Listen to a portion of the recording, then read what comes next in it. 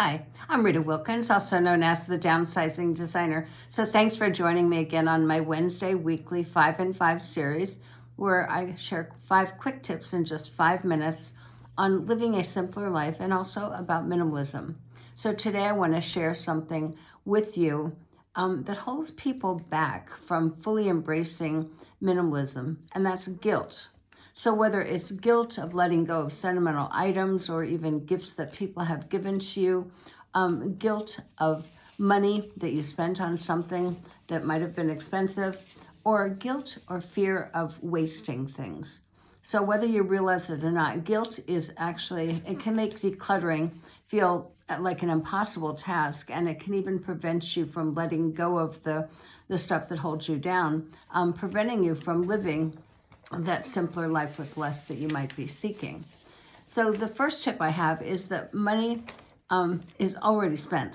So we've all done it. We've purchased things that were expensive and then we never really use them. They sit in our closet or in our basement.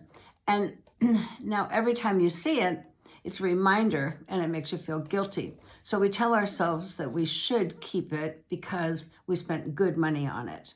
But holding onto something out of guilt doesn't bring that money back. The money is already spent, it's not coming back, so guilt just keeps us stuck. So once you accept this, it's actually a game changer.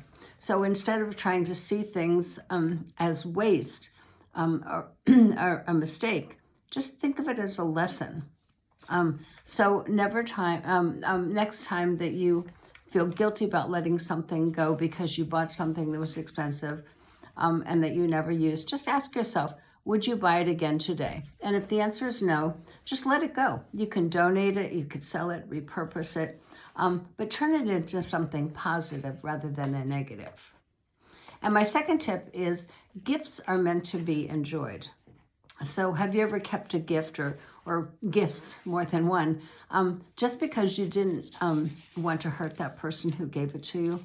So it could be a sweater that you never use, a decorative item that someone gave you as a gift. So you feel guilty about letting it go because it was a gift from someone who cared enough about you to give it to you in the first place. But keeping things out of obligation just adds to clutter in your home, and it creates that unnecessary stress.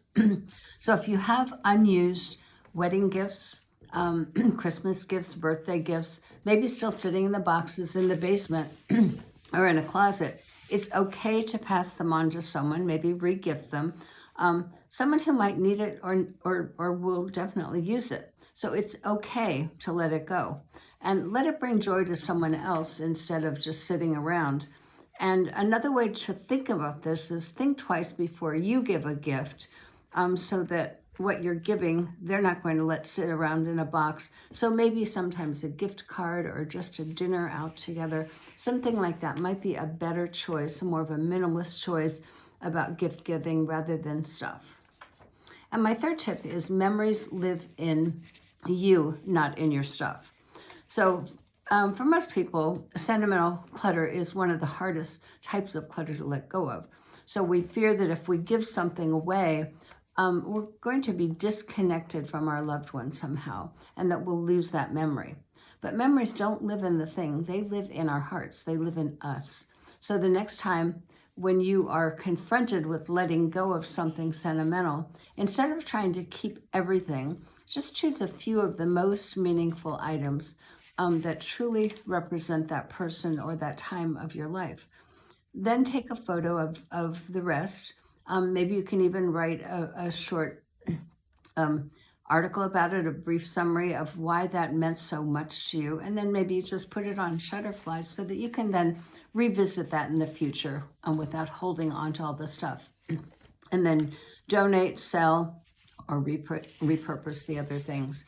So your loved one wouldn't want you to feel burdened by their stuff, so just let it go. And my fourth tip is it's not a waste if someone else can use it. This is really important in our culture today.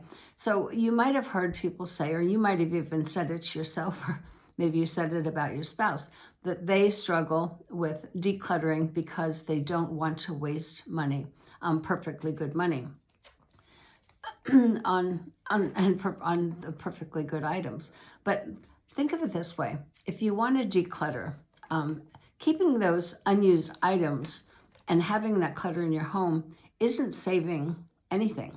It's just about stalling from it being useful to someone else. So that perfectly good china that might be sitting in your basement that you inherited from your grandmother, never used, don't like it, don't need it, don't use it, that could be used by someone else. So when you think of all the flood victims, hurricane victims, those are people that could probably use something like that. And if it's just sitting in your basement, why not just repurpose it somehow?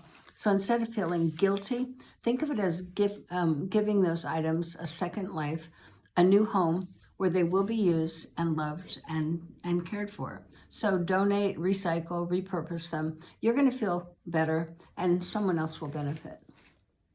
And my last tip for today is letting go makes room for more of what matters to you. So when we're trying to declutter, we often focus on what we're losing instead of what we're gaining. While letting go might feel like we're saying goodbye to something, we're actually saying hello to an easier life, more time, more energy, more freedom, more peace of mind. So try shifting your mindset from and remind yourself that minimalism isn't about loss, it's about freedom.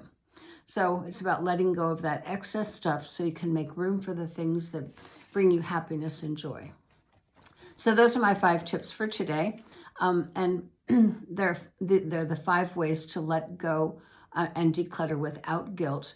And letting go is not about depriving ourselves. It's about giving yourself the gift of time for more of what matters to you. So if you found this video helpful, just a reminder, please subscribe to my channel because that keeps us going.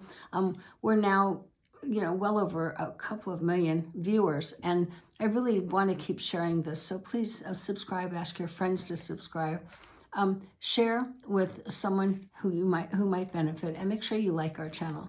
So if you're looking for other simple ways to declutter, check out my 15-minute burst method. It's a workbook. It's an easy, very low pressure way to declutter and also make progress. So the link is there in below. And so I will see you then actually on Friday for my other 5 and 5. Take care.